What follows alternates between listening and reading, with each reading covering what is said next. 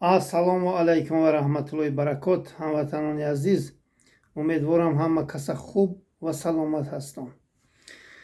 хитоб ба мардуми мазлуми тоҷик: шумо бояд маро хуб гӯш кунед, ки ман дар бораи ин раҳмонови лаънаткардаи аллоҳ $500 миллион боз мехоҳад ки қарз гирад, дар ҳамин бора гам мезанам. бояд шумо ҳушёр бошед. бояд шумо аз ҳаққу ҳалоли худатон талаб кунед. субҳаналлоҳ, то кая тарс, то кая хомӯшӣ, то кая дарбадарии хокбасарӣ, то кая субҳаналлоҳ аз дидори падару модару зану фарзанду аҳлу байтатон маҳрум гаштан. то ба кай? маро хуб гӯш кунед. иншоаллоҳ раҳмон 4 мисра шеъри устоз лоиқро дар бораи шумо мардуми мазлуми тоҷик мехонем. баъд иншоаллоҳ суҳбатро идома медиҳем. гирьям аз он ки сари қофила бетан карданд, духтари поки туро олуда доман карданд, боғро холӣ аз андешаи гулшан карданд. гирьям аз он ки туро ҳукм ба куштан карданд. ای تو هم پایه و هم مایه انسان بودنم. هموطنان عزیز، سبحان الله، تا به کی شما اینقدر میترسید؟ این ملت چرا اینقدر ترسو شد؟ چرا از حق و حلال خود طلب نمیکنید شما؟ اکنون صحبت درباره این پرخره که در طول 35 سال حکمرانیش سیر نشد. حاضر من باید با مردم شریف توجیک فهمانم که این در این طول 35 سال چی گواه کرد. این سال 2013 هموطنان عزیز در شاتش 20 میلیارد دلار داشت. اکنون این کدام سال به سر قدرت آمده بود؟ سال 92 93 جنگ بود. 94 95 96 97 98 99 اینوش حساب نمیکنه. از وقتی که این به سر قدرت آمد سال 2000 این یک دزدی گرنگ بود، ولی گرگی باران دیده نبود. اکنون شما تصور کنید که این در سال 2000 تا سال 2013 20 میلیارد دلاری این مردم را دزدید. این پول چخیل دزدیدین. این مردم را مجبور کرد مردم سهمیه خریدن.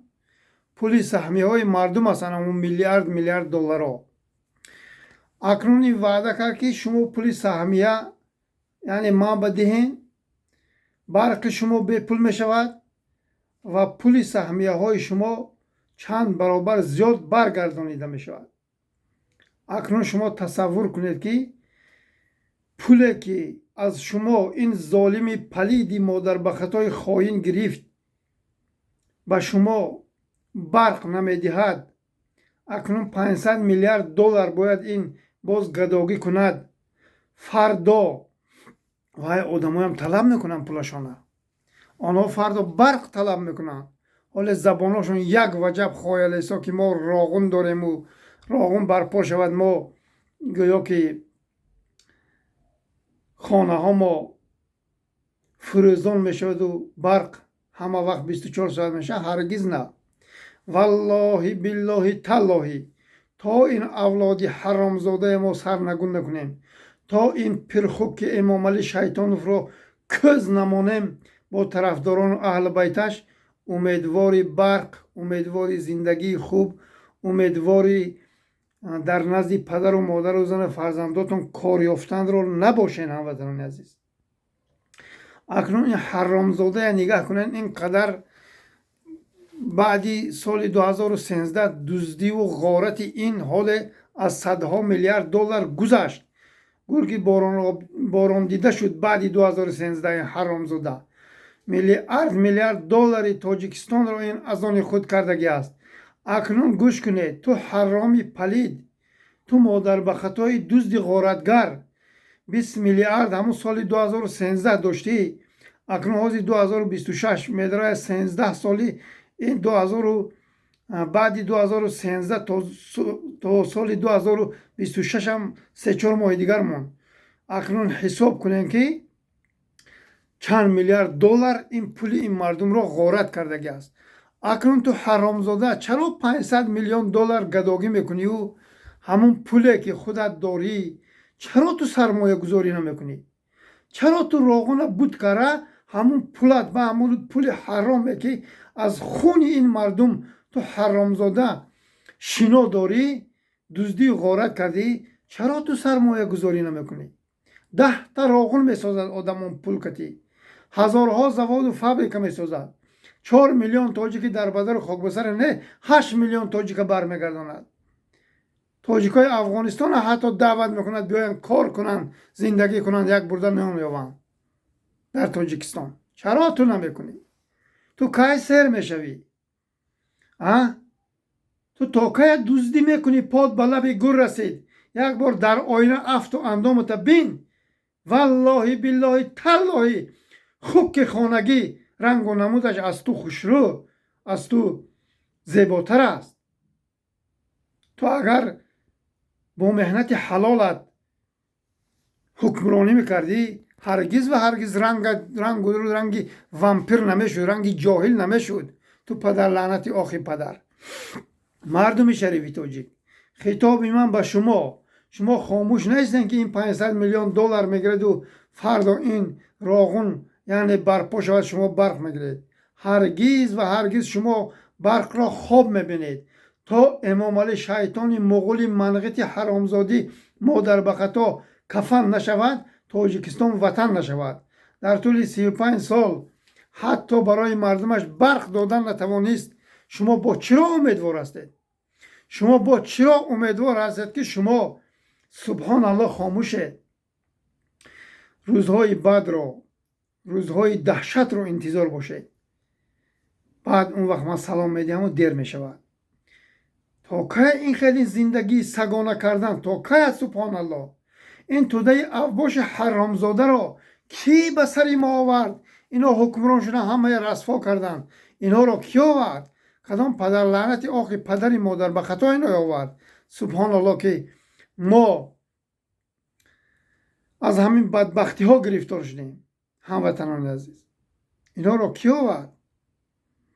ин падар лаънат як зарра хуни тоҷикӣ надорад, як зарра хуни ӯзбекӣ надорад, як зарра хуни лақаӣ надорад. ин ҳаромзода умуман аз миллати мо нест. ҳамон ҳамватаное ки зиндагӣ мекунанд аз дини мо нест. ин аз миллати мо нест. ҳамватанони азиз, боз вақт аз оне ки ин палиди модарбахатои мо мебуроем, манғиту муғулу ҳаромзодӣ палид мегӯем, бародарои ҳамон ахмақош ӯзбекзабону лақайзабону дигари хафа мешавад. агар муҳаммад тағоев як зарра бар зидди шумо ягон фикри беҷо дошта бошад, ягон бадбинию, ягон кинаю, ягон такаббурию, ягон расвогӣ дошта бошад, аллоҳ лаънаташ кунад, аллоҳ хору залилаш гардонад. тамоми шумо бад баробари миллати тоҷик ҳамватанои ман ҳастед, бародарои ман ҳастед. ҳамон ахмақон буран худашон мекашанд ки гӯё ки мо ҳамон бародарои ӯзбекзабону қалиқзабону лаққайзабону дигарои мо мегуфта бошем. ҳаргиз на. ин фикрҳои дур кунедтон аз саратон. ҳамватанони азиз, мо ҳама бародарем. душмани мо анамин манғити раҳмонов ва 400 муғулу манғити атрофаш, террористои тоҷиккуш. дигар мо душман надорем. инҳоя мо равонем. иншоаллоҳ раҳмон зиндагиётон беҳтар мешавад.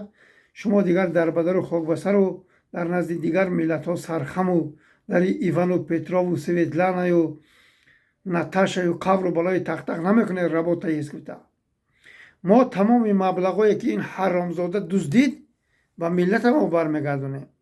ҳамватанони азиз, бедор шаветон. ин хелин зиндагии сагона барои ҳеҷ кас дар кор нест. бояд ғуломию дарбадарии хокбасарӣ навбати ин тӯдаи авбош шавад. мо бас 35 сол ин авлоди ҳаромзодая миллиардер кардему миллионер кардем. بازمی آنقدر میلیارد دلار این مهاجر را روان کردن، حرامزادی مادر به خطا پشتیبانی نمیکنند ملتش را.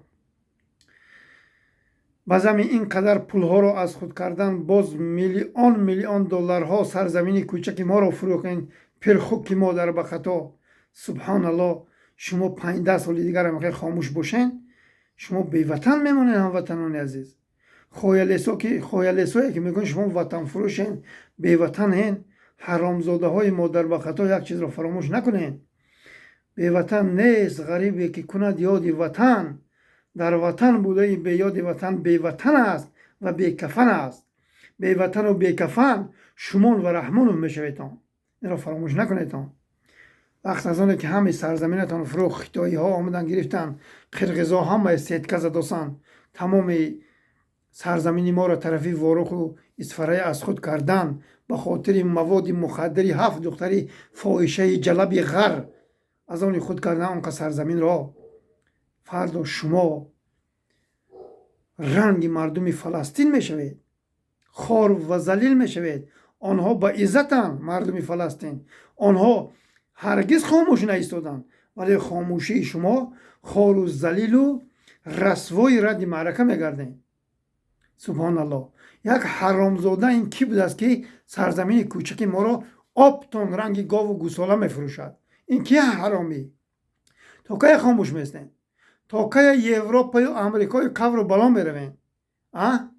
اما روسیه با آدمایی که وقتی که سال 2015 و 16 من برآمده ویدیو ابریشنی کردم بر ضد این پرخوک، گفتن که ما تینجیم، ما روسیه داریم، ما شهروند روسیه هستیم.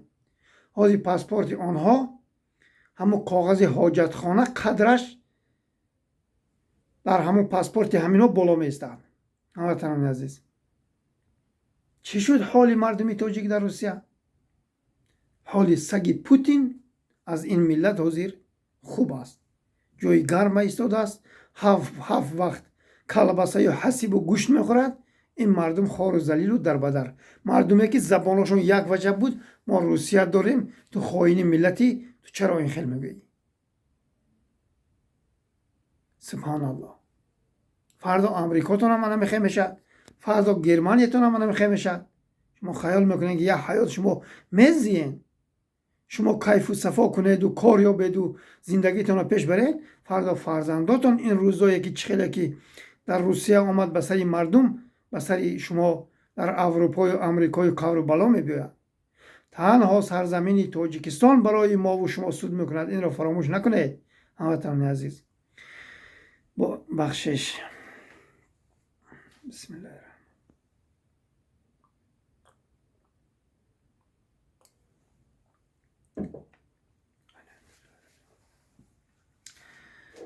هموطنان عزیز، باید ما به وطن ما برگردیم. باری دیگر تکرار میکنم، تاجیکستان 30 میلیون 40 میلیون تاجیک را خورانده میپوشاند. باور کنید. فقط انا همین توده افباشه ما باید با زور سلاح کوزشان میمونیم. اینا حتما ما کوز میمونیم. ما سرجم شده ایستادیم، ما صحبت داریم. این توده منغیت و مغول مقابلی ما هرگز و هرگز خیستن نمیتوانند. ما ارتش تاجیکستان پیشکی آگاه میکنیم که بر ضد مجاهدا باید یگان تر نکشند. باید انما عسکر و افسرانی که کرمخور پدر و مادرشان در روسیه پول روان میکنن، مگزینای این مادر به خطای مادر فاحشه پرخوک که حرامزاده برفته پروداکت و رفته لباسه چیز میخرن، آنها هرگز و هرگز یراق نمیگیرند. آنها سلاح را میگذارند در زمین، آنها به طرف مجاهدان میگردند. انا همین مغول و منغیت ها اگر مرد باشند برویند، زد و خورد با مجاهدا کنند. حتما انشاءالله رحمان ما سرجم شویم. جوان مردای تاجیک روز و ساعتش انشاءالله بیاید. من خودم دعوت میکنم، من خودم برادرها که در تماس هستم. فقط باید 100% کردن در کار که آنجا با شما بازداشت نکنن. شما آزاد در فرودگاه بروین، از فرودگاه همون دولت بروین و روین، یعنی جا به جا شوین.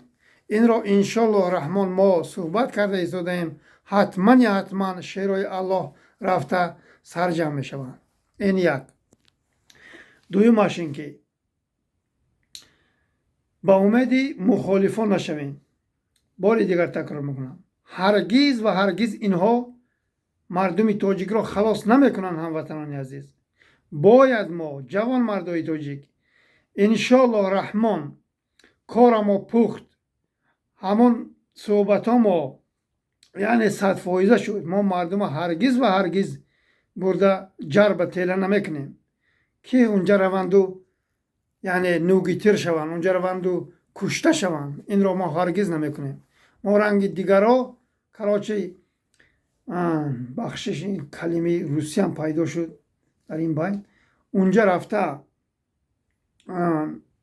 یعنی реклама карда мо сарҷам мешавем, мо лидерем, гуфта имрӯз 7 моҳ 8 моҳ бозо хомӯшанд. ин хе коро мо намекунем. мо то гапамон напазаду, то иҷозат нашавад, ҳаргиз ва ҳаргиз як ҷавони тоҷикро мо пеш намекунем. инро фаромӯш накунем. имрӯз чандин нафаро занг мезанам, мегӯянд ки ака мо аз интизория мурдем, тамом мо сдаваться мекунем, мо тоҷикистон мерем 5 сол 6 сол. субҳаналло, то куҷоя мардум фикр дорану розӣ шудан ки маҳкам мекунан, гашта ҷавоб мекунан, бо апаси зиндагӣ мо мешавем, ҳамин сараи хам карда мегардем. то куҷоя ин ҷавонмардо субҳаналло розӣ шудан ки мо мегӯянд ба ватан бармегардем. ман саволашон додам, гуфтам шумо бо кӣ суҳбат кардем? бо кӣ бо видеовизо суҳбат кардем? равен арзатона ба ҳама одам кунед. соли 2015 و 16 محمد تقایی گفته بود مردم با یگان مخالف شما با ویدیو ویزا صحبت نکنید، فردا پشیمان میشوید. السلام علیکم. همین روز، امروز چندم؟ 3 سپتامبر 2025 4 نفر زنگ زدن. من نمیدونم اونا کیستن، با ویدیو ویزا با زنگ زدن. میگن که اکا ما اینو باور کردیم، انتظار شدیم، سبحان الله ما چیکار کنیم؟ ما با وطن خوبش برگردیم. من سوید ندادم که شما با وطن برگردین. من سوید دادم که با کی در تماس بودی، با کی با ویدیو ویزا زنگ زدی.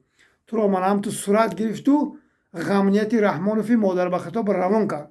انا همون وقت رو عرضت را کنم. تو اگر گپی محمد تقایف گوش میکردی، تو با آن کس با ویدیو ویزا صحبت نمیکردی و خب کسی نباشد و اولوی هم باشد، باید تو صحبت نمیکردی. اکنون تو با تاجیکستان برمیگردی، چیکار میکنی؟ اناملا باید جوابی تویتیم. همین بود هموطنان عزیز. باید ما این توده افباش سرنگون سازیم. انشالله رحمان سرزمین ما رو از تگ دست اینها رها کنیم. صدها میلیارد دلار این پرخوک را گرفته، زواد و فابریکه ساخته، برق را فروزان کرده، 24 ساعت کرده. این ملت را باید ما سرشته کنیم. دیگر به امید گپ زدن و دعوت کردن و